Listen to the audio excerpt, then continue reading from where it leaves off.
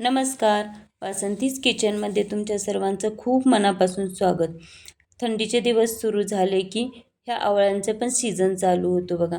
बाजारात खूप प्रमाणात असे आवळे मिळायला लागलेत आता, मस्त असे ताजे ताजे.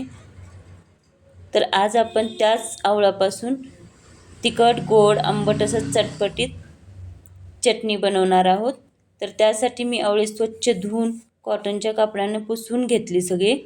आता गॅसवरती मी पातेल्यात पाणी उकळत ठेवलेलं आहे आणि त्याच्यावरती अशी चाळण ठेवलेली आहे.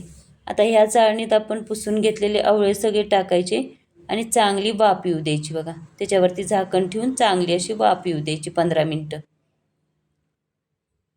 आता आपले 15 मिनटं झालेले आहेत, तर आपण झाकण काढून एकदा चेक करूया.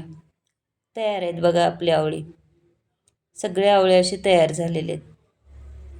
आता ते खाली काढून थंड करून घ्यायचे. थंड झाल्यानंतर असे त्याच्या पाकळ्या काढून घ्यायच्या आणि बी बाजूला करायचे आणि पाकळ्या बाजूला करायच्या. सहज पाकळ्या निघतात बघा. अशा सगळ्या आवळ्याचे काढून घ्यायचे अशा पद्धतीनं. आता तुम्ही या पाकळ्या मिक्सरमध्ये पण पल्स मोडवरती फिरवू शकता किंवा खिसून घेऊ शकता. मी इथं चॉपरमध्ये बारीक करून घेते. जास्त बारीकही करायचं नाही आणि जास्त मोठंही ठेवायचं नाही. अशा पद्धतीनं मी करून घेतले बघा.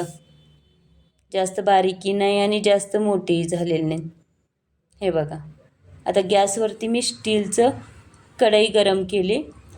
त्यामध्ये हे चॉप केलेलं आवळा टाकला आणि त्यामध्ये चिरून घेतलेला गूळ टाकला.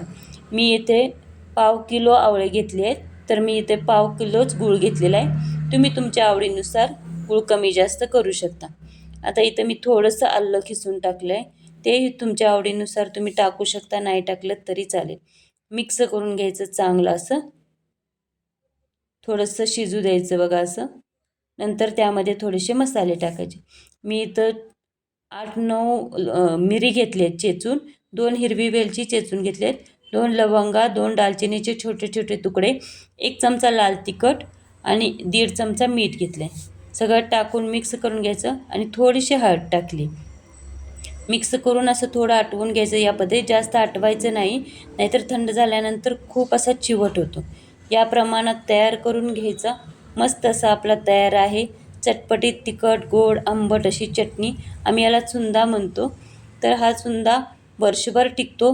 घट्ट टोपणाच्या बरणीत भरून 1 वर्षभर तुम्ही खाऊ शकता. अशा पद्धतीने एकदा करून बघा. आवडला तर लाईक करा, कमेंट करा, शेअर करा.